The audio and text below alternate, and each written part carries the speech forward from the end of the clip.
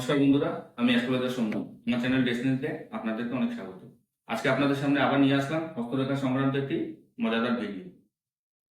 বন্ধুরা, আমরা এরকম বহু লোককে দেখে থাকি, আমাদের পরিচিত লেভেল হতে পারে, বন্ধু বান্ধব হতে পারে, আত্মীয় স্বজন হতে পারে, আশেপাশের হতে পারে, যে সমস্ত জাতক জাতিকার মধ্যে ছোটবেলা থেকে প্রচুর ট্যালেন্ট থাকে। হয়তো তারা পরীক্ষাতে র্যাঙ্ক করছে, ভালো পড়াশোনা করছে, তারা ভালো চাকরির জন্য চেষ্টা করছে, অথবা ধরুন কেউ জীবনে কোনো একটি লাইন নিয়ে এগাচ্ছে, সেখানে তারা যথেষ্ট সেই লাইন সম্বন্ধে তারা নলেজ রাখে, অথবা তারা কোনো কাজে পারদর্শী, কিন্তু জীবনে দেখা যায় যে তাদের যে প্রতিভা রয়েছে সেই প্রতিভা অনুযায়ী তাদের উন্নতি হচ্ছে না, অথবা জীবনের উন্নতি বাধাপ্রাপ্ত হচ্ছে।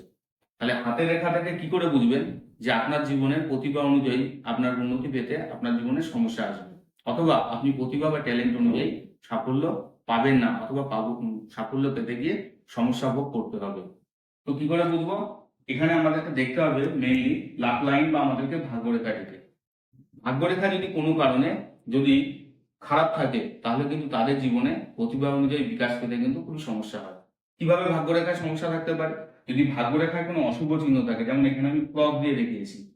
যদি ভাগ্যরেখা কোনো জায়গায় খুব হালকা থাকে, যদি ভাগ্যরেখা কোনো জায়গায় খুব মোটা থাকে, অথবা যদি ভাগ্যরেখায় কোনো জায়গায় কোনো গ্যাপ থাকে, তাহলে কিন্তু এদের জীবনে কিন্তু কেরিয়ার নিয়ে কিন্তু বিভিন্ন সমস্যা ভোগ করতে হবে। এবং যেখানে ক্রস থাকবে, যেখানে হালকা থাকবে, যেখানে মোটা থাকবে, যেখানে গ্যাপ থাকবে, সেই বয়সে কিন্তু তাদের জীবনে কেরিয়ার রিলেটেড বা উন্নতি সংক্রান্ত কিন্তু বিভিন্ন সমস্যা আসবে।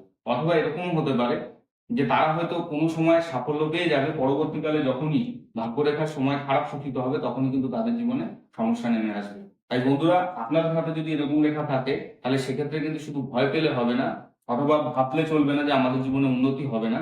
আপনাদেরকে কি করতে হবে? পরিশ্রম, ধৈর্য এবং আত্মবিশ্বাস আরো বাড়িয়ে কিন্তু নিজেদের সঠিক পথে নিজেদের জীবনকে এগিয়ে নিয়ে যেতে হবে। আবার এরকম তথ্যমূলক ভিডিও দেখতে আমার চ্যানেলের সাথে অবশ্যই যুক্ত থাকবেন। নমস্কার।